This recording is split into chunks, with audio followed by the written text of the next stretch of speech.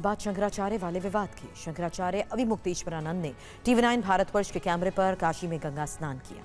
प्रयागराज माघ मेले से शुरू हुआ विवाद आखिरकार काशी में खत्म हुआ। माघ मेले में प्रशासन की तरफ से रोके जाने के बाद शंकराचार्य ने स्नान करने से इनकार कर दिया था। वो प्रशासन से नाराज थे, लेकिन TV9 के इंटरव्यू के बाद शंकराचार्य ने गंगा स्नान कर इस विवाद का अंत कर दिया। उन्होंने कहा कि विवाद के बाद पहली बार जब वो इंटरव्यू के लिए गंगा के किनारे आए तो अब वो स्नान करके इस विवाद का अंत कर रहे हैं। इस पूरे विवाद पर उन्होंने क्या कहा, इस रिपोर्ट में देखिए।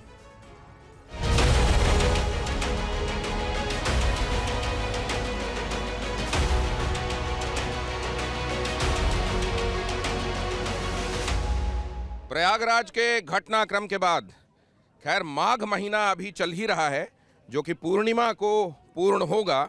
उसके पहले जगत गुरु शंकराचार्य अविमुक्तेश्वरानंद पहली बार टेलीविजन पर, खास तौर से मौनी अमावस्या की कंट्रोवर्सी के बाद आचमन करते हुए, वो आचमन जिसे विशेष परिस्थितियों में स्नान के तुल्य समतुल्य माना जाता है, आचमन करते हुए स्वामी अविमुक्तेश्वरानंद TV9 भारतवर्ष पर एक्सक्लूसिव। तो उस विवाद के बाद जबकि हर कोई ये चाह रहा था कि वो शंकराचार्य को स्नान करते हुए, अबाध तरीके से स्नान करते हुए और प्रसन्न मुद्रा में देखे, यहाँ शंकराचार्य अविमुक्तेश्वरानंद TV9 भारतवर्ष पर एक्सक्लूसिव वो आचमन करते हुए, जिसे मैंने आपको बताया विशेष परिस्थितियों में वो स्नान के समतुल्य माना जाता है। तो शंकराचार्य माघी मेला के दौरान प्रयागराज में स्नान मौनी अमावस्या या वसंत का ना कर पाए हों, लेकिन यहाँ उन्होंने गंगा जी का पूजा अर्चन भी किया। वो जो कहा जा रहा था कि पुत्र माँ के करीब नहीं पहुँच पाया, तो यहाँ पुत्र माँ के करीब भी पहुँचा, माँ को भेंट भी चढ़ाई, चुनरी चढ़ाई, श्रीफल अर्पित किया, माल्यार्पण किया और यहाँ आप देखिए वो गंगा जी को साष्टांग दंडवत भी उन्होंने किया है। और TV9 भारतवर्ष पर ये एक्सक्लूसिव विजुअल हैं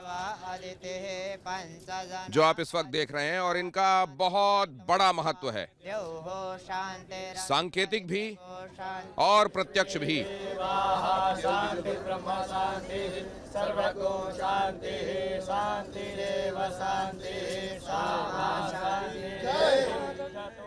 तो स्वामी जी, यहाँ पर आपके स्नान को, जनता एक तरीके से स्नान को, आचमन को देखकर लोग ये तो प्रसन्न हुए होंगे, अभिभूत हुए होंगे कि वो जो ऐसा है कि लोगों के मन में बड़ी भावना है और ये माना जाता है कि जब तक यज्ञ चलता है उसमें बहुत सारी आहुतियाँ होती हैं।